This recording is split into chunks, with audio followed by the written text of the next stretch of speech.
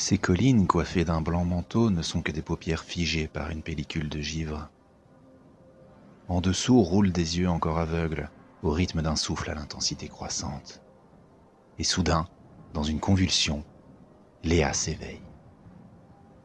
Elle crie en levant ses volets de chair, déchirant leur tapis cristallin. Le froid de glaciaire qui règne ici mord chaque centimètre carré de sa peau. Des formes anguleuses entourent son visage, étalé plus que posé sur un plancher graisseux.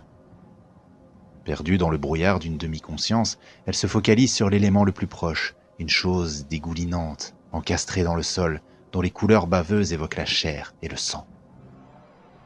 Alors le monde chavire et les yeux bouffis se font errants. Survolant les détails, ils recomposent dans la douleur un affreux tableau. Autour de Léa, une moisson de cadavres partiellement enneigés. Des corps suppliciés, écorchés, écartelés, décapités. Les traits grossis par la terreur, du moins pour ceux ayant encore un visage. Un massacre.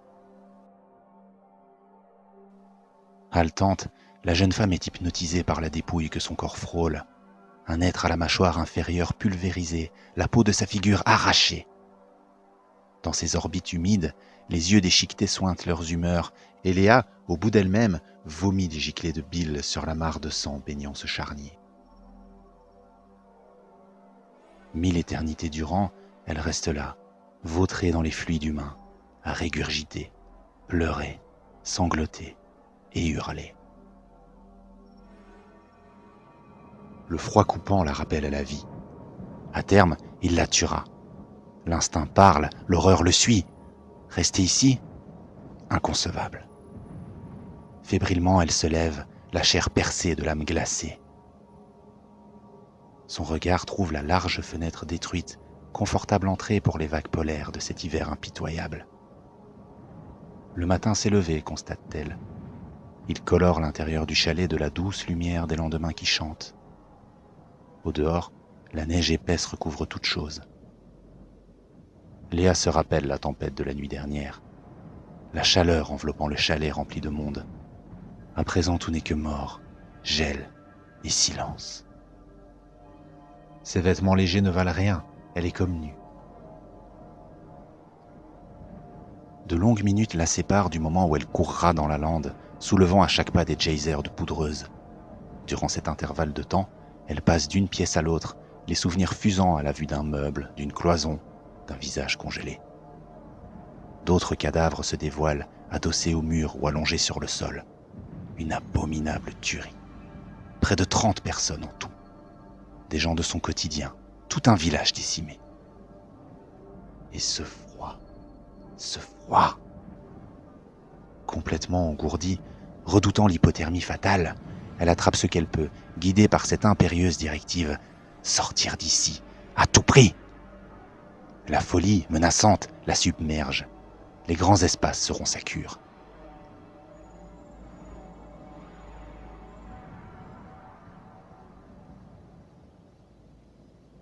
Emmitouflée dans des vêtements trop larges, elle franchit à toute allure le seuil de ce tombeau, les pensées saturées d'une bouillasse sanglante. Ses chaussures trouent la croûte blanche qui scintille dans la lumière du matin. La nature hivernale s'étend à perte de vue, la vaste plaine aux rares bouquets d'arbres parés de givre et, au loin, les vallons superposés, comme aplatis sur un fond azur sans nuages. Une splendeur qui ne saurait occulter l'horreur de la nuit. Léa plonge dans des souvenirs où, meurtrière, la tempête se déchaîne. La pire a frappé la région depuis 3 générations. Le lac d'Archamps, au nord, est complètement gelé. Les routes ont été barrées. Madame Roubier, une retraitée solitaire proche des 80 printemps, est retrouvée chez elle, morte de froid. Panne de chauffage due à une installation électrique défaillante. La modernité des équipements n'est pas le fort des maisons du hameau. Très vite, la peur panique de rejoindre la veuve Roubier s'empare des villageois. Alors Dessailly, l'ingénieur, propose à tous de venir s'abriter chez lui, dans son grand chalet richement équipé, roc salvateur défiant fièrement la colère d'une mer trop houleuse. Tant qu'à affronter l'apocalypse enneigée, autant le faire ensemble. Remontant, rafraîchissement, repas à pas d'heure, Dessailly et son adorable épouse Joséphine affirment pouvoir parer à toute éventualité. Presque 30 personnes réunies chez eux, dont Léa. L'atmosphère rassurante d'un foyer chauffé et bien tenu, vaillant obstacle aux furieux caprices de la nature. Le vent souffle avec une force terrifiante. Des torrents de neige frappent les vitres. Tout l'extérieur n'est qu'un obscur enfer. Léa se rappelle les sourires malaisés des gens, leur fébrilité à siroter les boissons apportées par leurs hôtes. L'ambiance peu à peu plus détendue, la nuit avançant, les conversations s'enchaînant. « Personne ne réussira à dormir !» lance Dessailly sur le ton de la plaisanterie. Le dernier souvenir précis de Léa. Moins de 2 secondes plus tard, la baie vitrée du salon explose. Les ténèbres s'abattent sur l'habitation. Cris, bousculades et quelque chose d'autre, dont Léa ne conserve que des images hachées. Une forme gigantesque, massive, épouvantable. Des corps projetés en l'air avec une force démentielle. Des bruits de déchiquètement. Puis, le trou noir. Foulant la neige, au cœur de ce matin sanglant, Léa se dirige vers le lac. La rétrospective des faits l'a laissée chamboulée, comme étrangère à elle-même, portée par les pas d'un autre.